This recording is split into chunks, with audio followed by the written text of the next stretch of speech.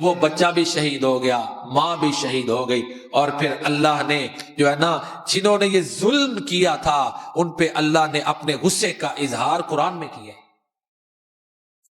بڑا سخت انداز ہے قرآن کا۔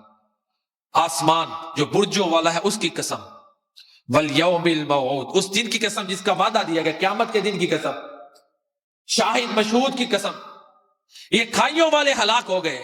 سٹارٹ یہاں سے، قسمیں کھا کے جنہوں نے خندقیں کھودی تھی، کھائیاں کھودی تھی، ایمانداروں کو زندہ جلایا تھا، اللہ فرماتے ہیں وہ تباہ و برباد ہو گئے۔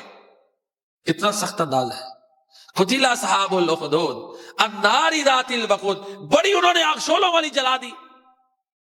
اذ ہم علیہا قعود، اور پھر ان گڑوں کے اوپر بیٹھ کے وہ دیکھ رہے تھے۔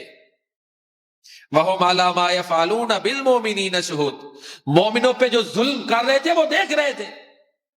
پھر آگے دیکھیں، اللہ اکبر، اللہ فرماتے ہیں انہوں نے اس بات کا انتقام لیا کہ انہوں نے یہ کہا تھا کہ اکیلے اللہ پر ہم ایمان لائے، اب زمین بھی اللہ کی، اس پر ایمان لانے کی سزا دی۔ الذی لہ ملک السماوات والارض، اس اللہ پر وہ ایمان لائے تھے جو آسمان و زمین کا مالک ہے۔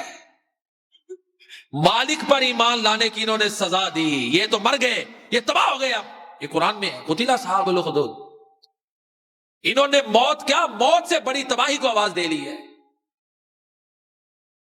پھر اللہ فرماتے ہیں ان الذین فتنوا المؤمنین والمؤمنات، انہوں نے ایماندار مردوں اور عورتوں کو فتنے میں ڈال دیا تھا، ان کو ایمان پر قائم رہنا ان کے لیے مشکل کر دیا تھا، فتنے میں ڈالا تھا، پھر توبہ بھی نہیں کی، اتنا بڑا جرم کیا، معافی نہیں مانگی، تو اللہ فرماتے ہیں فَلَهُمْ عَذَابُ جَهَنَّمَ وَلَهُمْ عَذَابُ الْحَرِيقِ، ان کے لیے جہنم ہے، ان کے لیے جلانے کا عذاب ہے۔ تو وہ جن کو زندہ گڑوں میں گڑے کھودے گئے، آگ جلائی گئی، زندہ ان میں جو ہے نا وہ جلا دیا گیا، جو شہید ہو گئے، اللہ نے ان کے انتقام کی بات کی ہے۔ تو جو اللہ کی راہ میں شہید ہوتا ہے وہ الگ، اس کے معاملے الگ ہیں۔ حضرت خبیب رضی اللہ تعالیٰ عنہ کے بارے میں آتا ہے آخری وقت جب انہیں قید کیا ہوا تھا نا، تو قید میں ان کو بے موسم پھل ملتے تھے، اس عورت نے دیکھے جن کے ہاں وہ قید تھے۔